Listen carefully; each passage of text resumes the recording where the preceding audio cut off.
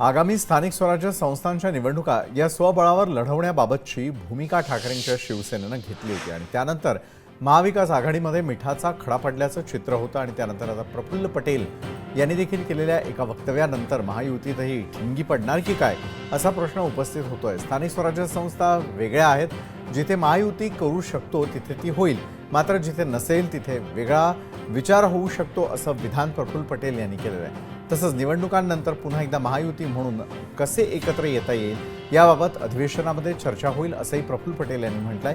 त्यांच्या या विधानामुळे महाविकास आघाडीप्रमाणे महायुतीतही मिठाचा खडा पडतो की काय असा सवाल उपस्थित होतो। आता राहिला प्रश्न एकत्र लढायचा की वेगळा लढायचा, तर जसं मी आधी सांगितलं ते उद्याचा जेव्हा विषय येईल त्यावेळीच आम्ही चर्चा करू।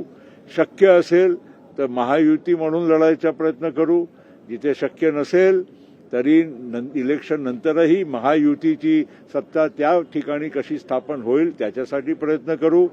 पण लोकसभा आणि विधानसभाच्या आणि स्थानिक स्वराज्य संस्थांच्या एकच निकष आम्ही लावू शकत नाही। तर दुसरीकडे मंत्रिमंडळामध्ये स्थान न मिळाल्यानं राष्ट्रवादीचे ज्येष्ठ नेते छगन भुजबळ हे देखील नाराज झालेले होते। त्यांनी अप्रत्यक्षरित्या अजित पवारांना घरचा आहेरही दिलेला होता। जहां नहीं चैना वहां नहीं रहना असं म्हणत भुजबळांनी आपली नाराजी उघडपणे बोलून दाखवली होती। भुजबळांनी दिलेल्या या इशाऱ्यानंतर ते अजित पवारांची साथ सोडणार की काय असा प्रश्न देखील उपस्थित होताना दिसतोय।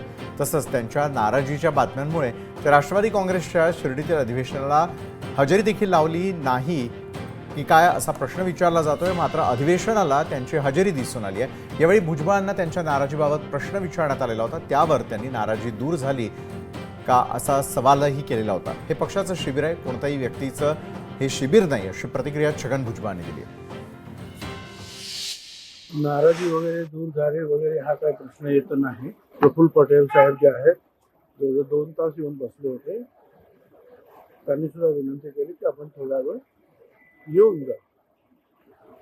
तटकरेंचे सुद्धा फोन आले होते की आपण कृपा करून या, म्हणून थोड्या वेळासाठी आलो आणि या निमित्तानं साईबाबांचं दर्शन सुद्धा होतं। तुमची तब्येत बरी नसली चर्चा होती, कशी तब्येत बरी नाही ते तर आहेच ना, पण म्हणून तर एक कोटबीट घातलं जरा थंडी पूर्ण वेळ नाही म्हणून सांगता नाही।